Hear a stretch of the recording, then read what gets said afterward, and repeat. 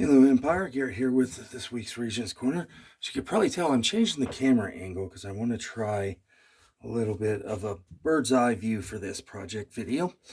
Today we're going to be making just a good old-fashioned, old-school sword hanger. So the great thing about this is it's a very cheap and easy project to make because frankly, all you need is an old belt. You can go get an old belt out of your closet. Find one you don't use anymore, it's wore out, you don't want to wear it anymore. As long as it's leather, it'll work. And best of all, if you don't have that, you can always run down to a thrift store, Goodwill, whatever you have, and buy you a really cheap, like $5 belt, and they'll give you a nice little piece of leather. So to start with, I'm going to be using my piece of red leather scrap here. Now, I like to use about a 1.5 inch wide piece of leather because, well, it's mostly based off a belt. So with that, so some of the tools you're going to need, obviously a ruler. I'm going to be using a 1.5 inch English punch, but this is totally optional at this point. I prefer to use multi-cutters, but you can also use a X-Acto razor blade. Either one works, but I like the multi-cutter for this. And in this case, I'm going to be using my brass hammer because I'm going to be driving some pretty heavy stuff, or a 2-pound dead blow hammer. So now the first thing you're going to do is I usually measure out my length. I do this a little bit weird. I like to start with the initial length that's going to make the loop and everything, about 8.5 inches. Because at 8.5 inches, that is going to be long enough to not only wrap around your belt, but we also have to accommodate for the 1.5 inch of the width of the belt. So I already marked my mark. Boom. Multi-cutter done. We cut. And then we're going to fold this over just like that to make a belt loop.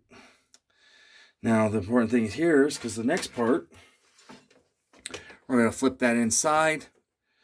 And then at some point, we're going to mark the general length. We're going to figure out how long we want it, how wide we need it, and we're going to fold it like that.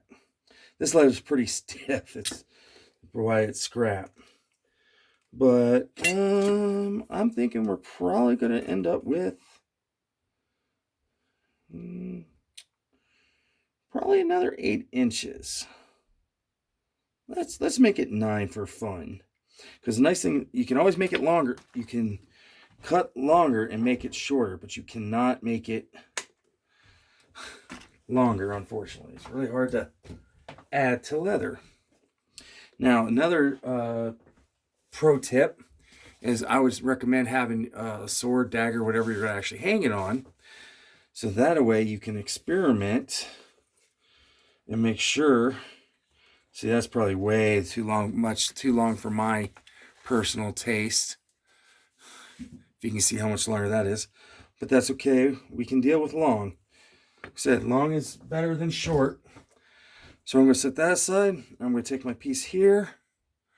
I'm going to set my punch. Because I'm going to go ahead and cut my...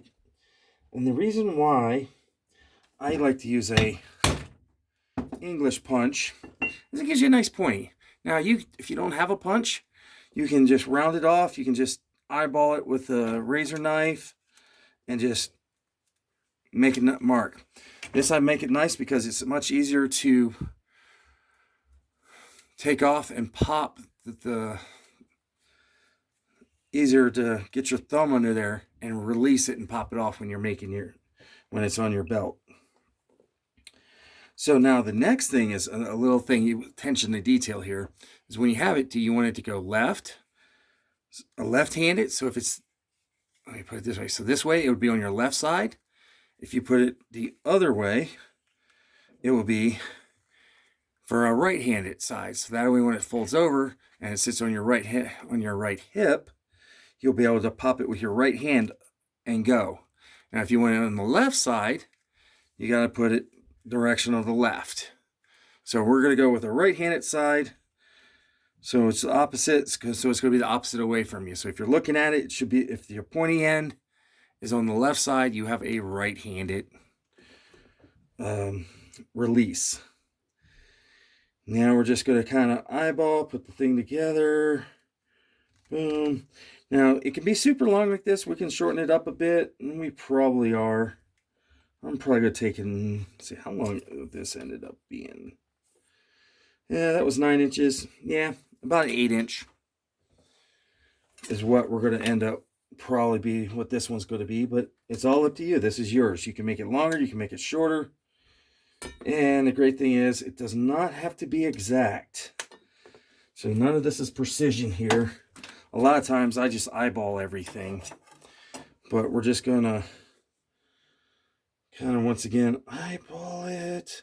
I like to when I like to put my pieces, I want them to all level up on that bottom there, like that, so they're all even. I don't like it up the top or in the middle. I want it at the bottom, and that's going to give me a nice, I want at least a 1.5 to 1 3/4 inch loop there, so it goes over most standard belts. But you can make it longer, a little bit longer. If you want a 2-inch, have it hang a little bit lower, you can. It's completely personal preference. So let's see.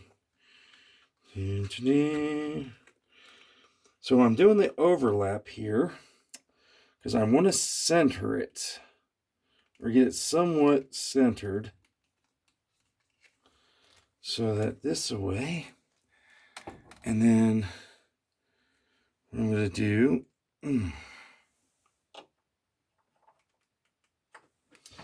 is I'm just going to roughly judge where I want my holes to be. Now you can set them to, you want to at least put 2 holes in here. You could even put 4 holes in there if you really want a super secure piece. You can put 3 holes in here. I usually go with 3. So now that I've marked my 3 holes, I'm going to use a 3/32 or a number 1 punch. Now obviously for this, we're not going to be able to go through all of it in one piece. So we're really, all we're doing is going through the top, mark a hole for the bottom, and then we're going to work our way through all this leather. You're not going to be able to punch through essentially 4 layers, but you'll mark your next hole, set of holes, line that up, and we're just going to work our way through layer by layer, and that's going to mark our next holes. So that's going to keep all our holes lined up in piece. So once again, now we're all the way down here to our last.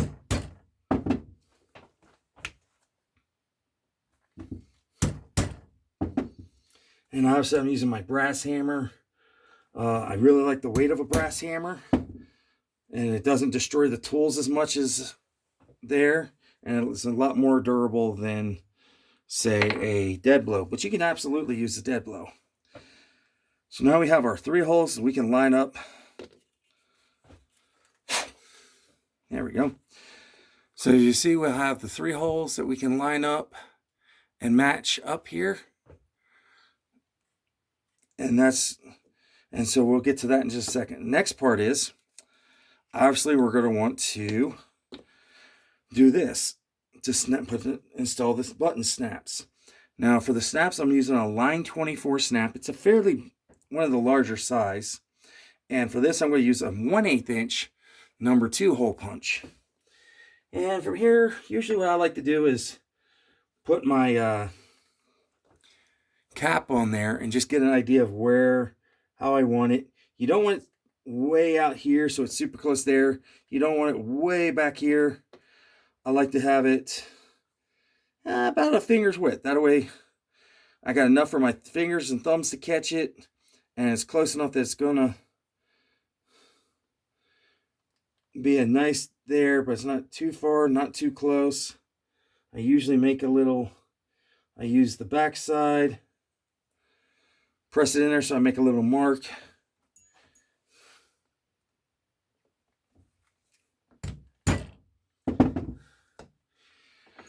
Now, obviously, because we cut this leather here, I would go back and dress that up. That's the nice thing about using, but if you use a belt, it's usually chrome tan, so it's dyed all the way through, so you won't have that problem. And then we're going to see how much, this is where the fun part is. Let me line that up there. And then how much overlap do we want? And let me get a little more view there. Mark my hole. Mark my spot.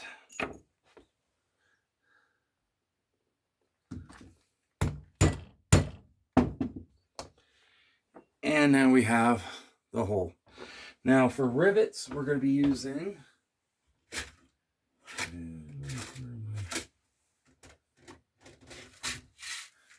We're going to be using large, quote unquote, rivets for this because we're going to need some extra length here.